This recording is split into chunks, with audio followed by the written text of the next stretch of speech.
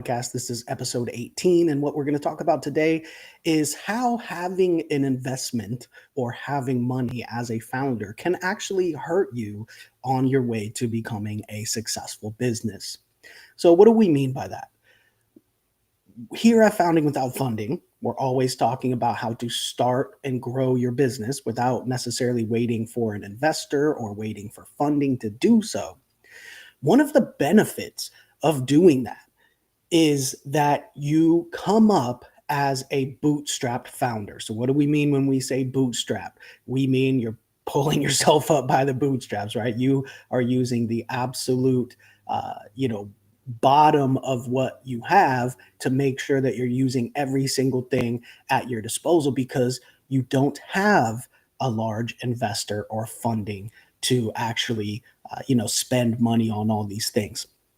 Now, I think the problem that comes in when you get a large investment or just a large capital injection, whether it's a loan or an investment, we tend to, as founders, as entrepreneurs, tend to kind of let up on some of the things that we need to be focusing on. And it allows us to somewhat be lazy. So even if we're working hard, we're still not forced to build the business from the ground up. Some of the best things that have ever happened to my businesses are because our back was against the wall, we had no funding, and we had to figure out a way to do it without money.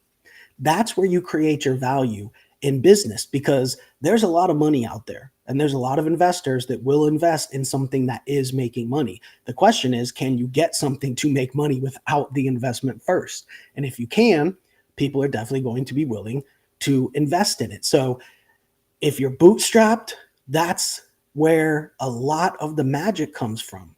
So if you start your first business, especially your first business, if you start your first business with a large investment, you're essentially able to kind of spend your way out of doing a lot of the work that you should be doing, a lot of the groundwork in your business that you should know because you need to know your business from the ground up.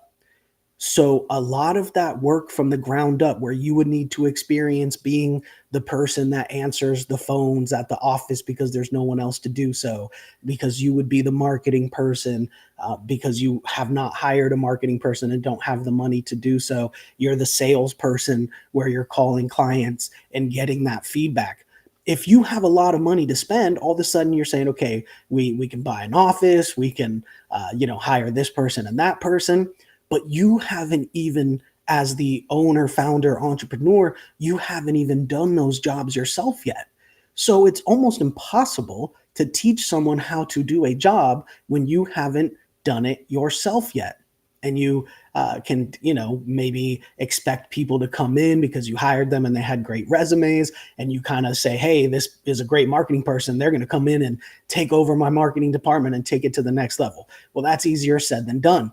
Even somebody with all that experience that is confident that they're going to come in and do that for you, they have the experience, they have the tools, they have the knowledge in that trade. They don't know how to apply that to your business, and they don't know your business. And if you started with a large investment and didn't have to, kind of wear multiple hats in your business, you might not know your business either.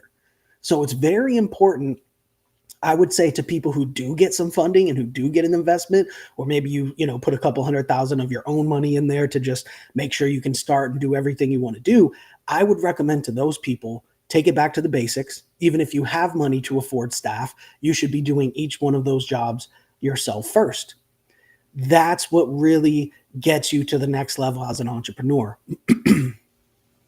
I would say that if this is your first business and you're not bootstrapping it and you're not having to wear multiple hats and bring that business up and make sales without an investment and without a cushion of funding, then it's going to damage you as an entrepreneur.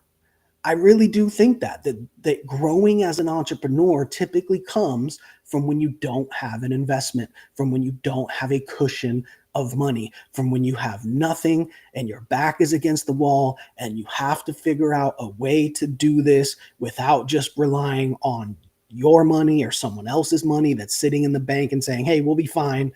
We have a couple months to figure this out because we have a nice cushion and nice padding. It never does get figured out. The true grit for you as an entrepreneur is figuring out how to do it without the money, without the investors. That's where the magic happens.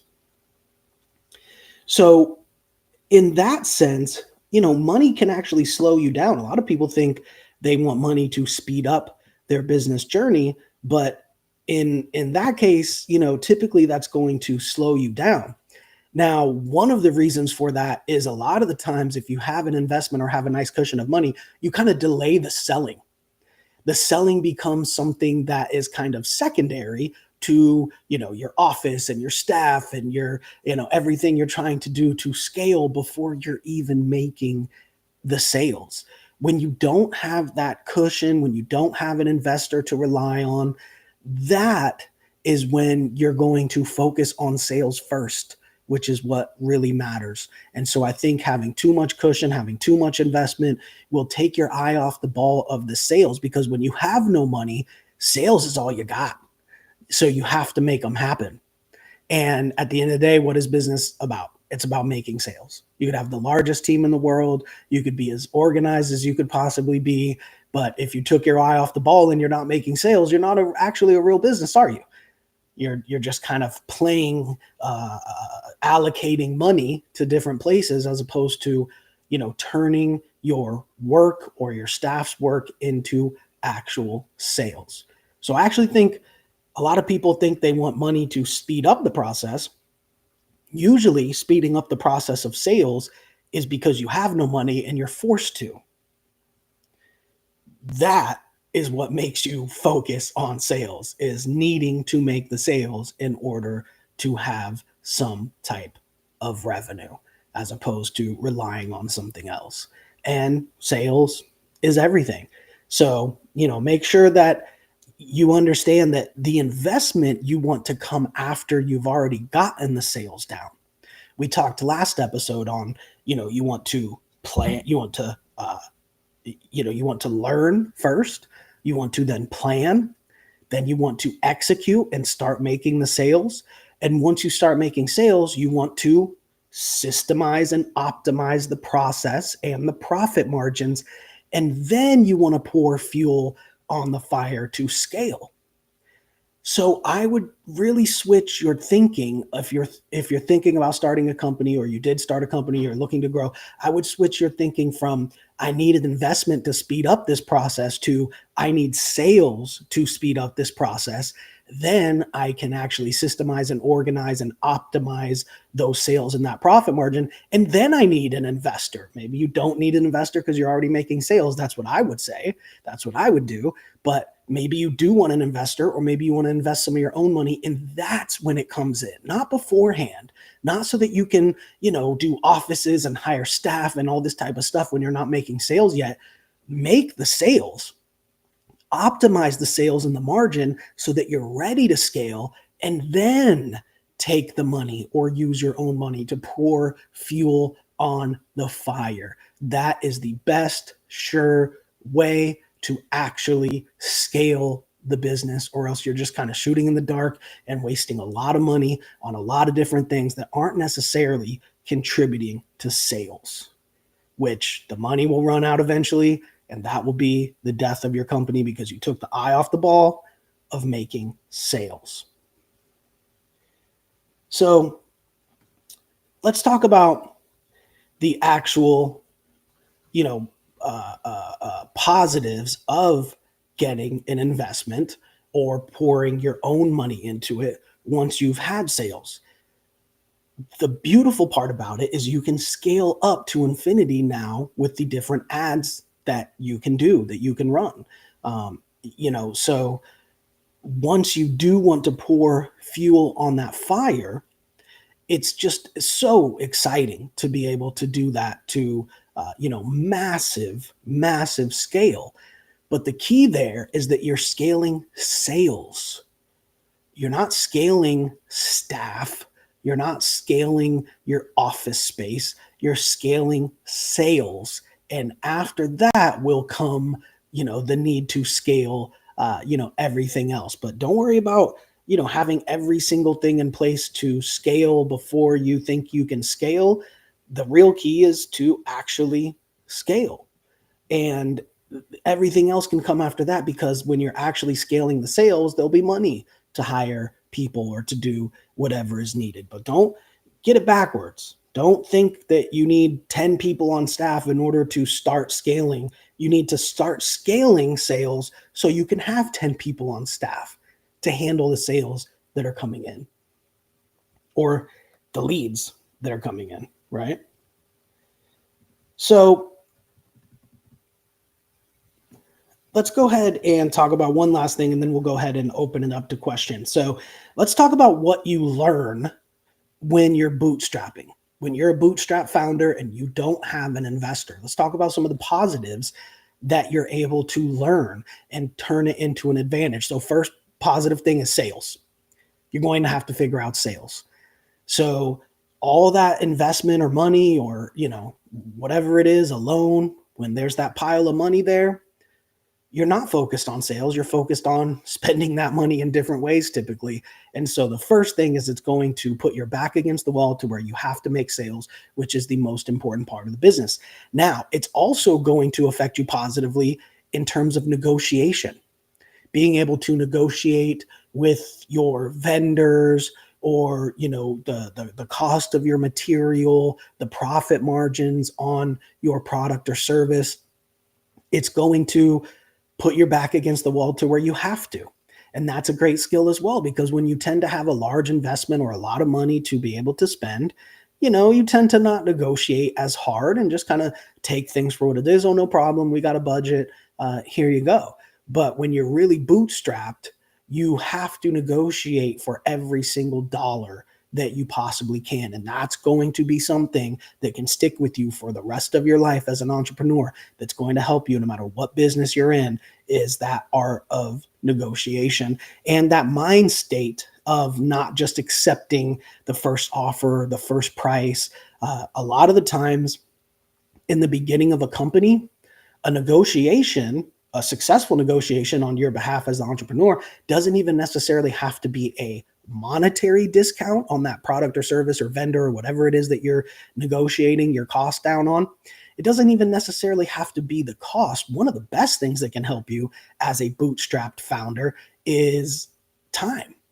And so negotiating net 30, net 60, net 90 on invoices from your suppliers or your vendors or whatever it is can help a brand new business a lot.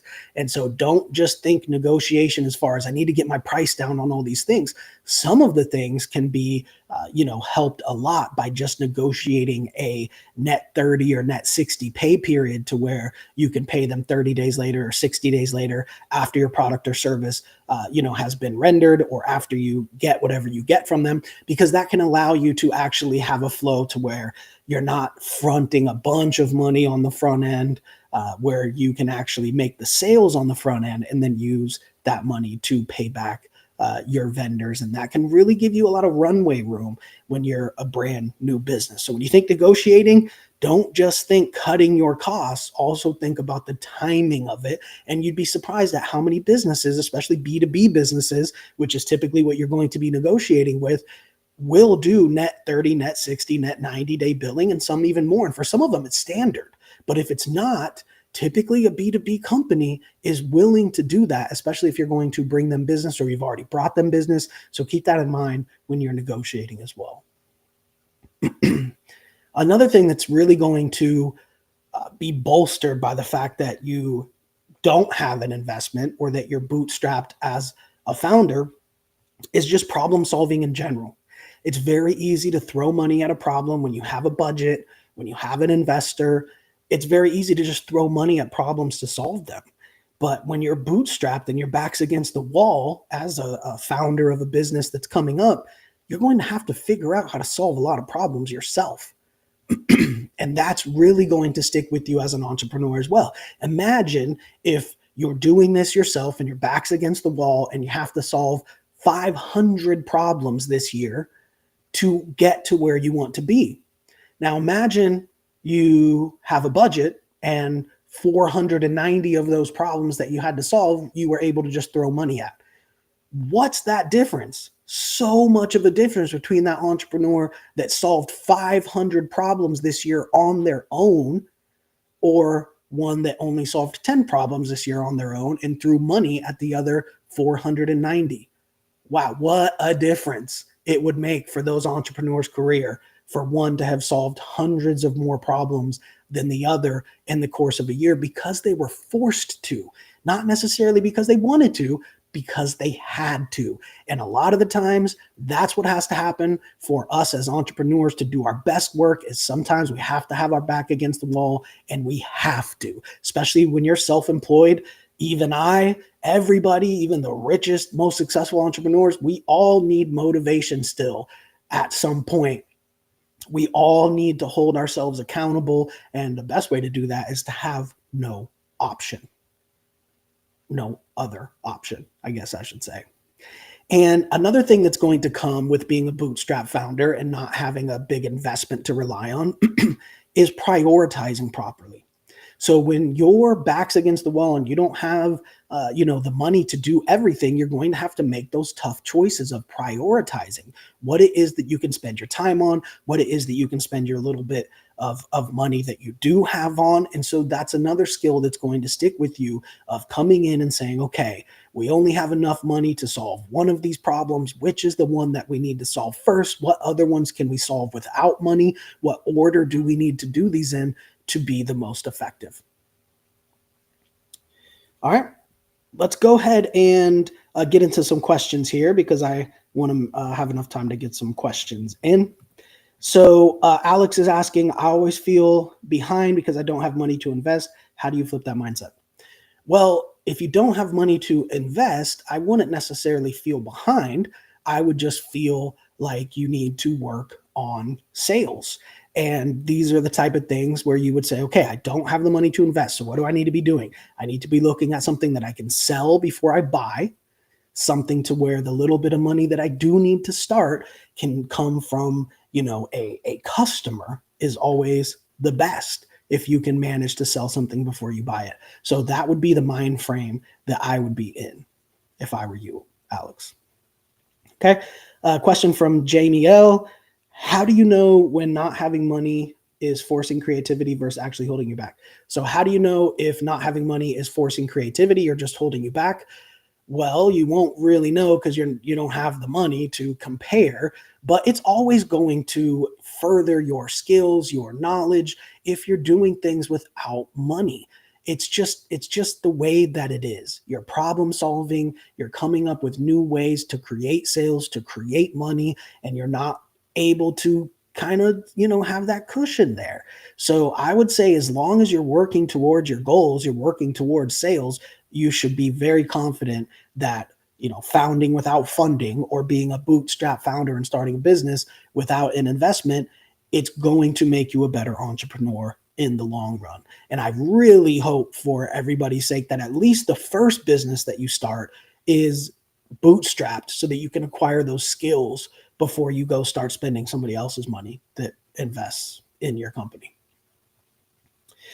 Okay, a couple more questions here. Question from Chris. What's the biggest advantage you had early on because you didn't have funding? So what's the biggest advantage that I had early on because I didn't have funding? That's a good question. I would think just the scrappiness and the hustle of just knowing that I'm not going to have an investor to come and save me. I have to make sales, or else this whole thing is over.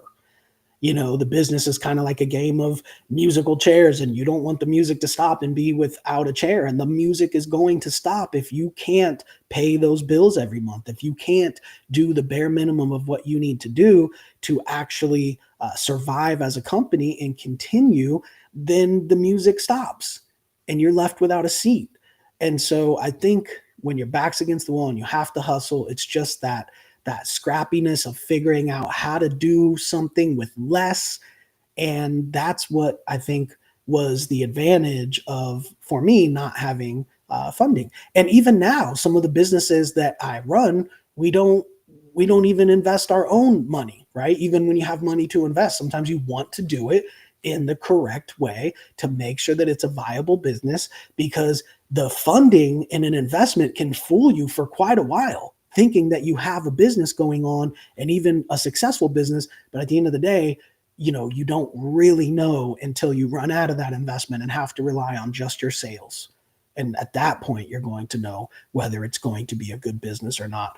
So even starting new businesses, even when I have funding available, I'm not necessarily going to put the funding in, because we want to see if this business is going to be able to survive without just somebody throwing money at the problems. All right, last question we will take here is let's see here, from Jordan. How do you stay motivated when progress feels slow because you're limited on cash? So how do you stay motivated if you're limited on cash and your progress is slow? I would just say to focus on speeding up your progress with what you have. What you have at your disposal is typically your time and the tools. We talk a lot about using AI. I would sit down and say, what can I do with AI right now that will help my business? Instead of focusing on, oh, if I just had this money, what could I do? I would sit down and say, what can I do with my time? And what can I do with AI that will leverage my time for my business? And stop dreaming about an investment. Stop dreaming about a day where you have enough money to throw at problems, and figure out the best ways to solve those problems yourself without money. That is what's going to make you a better entrepreneur in the long run. Okay, well, thank you everybody for tuning in. We'll go ahead and wrap it up now. We will see you all next week on the next episode.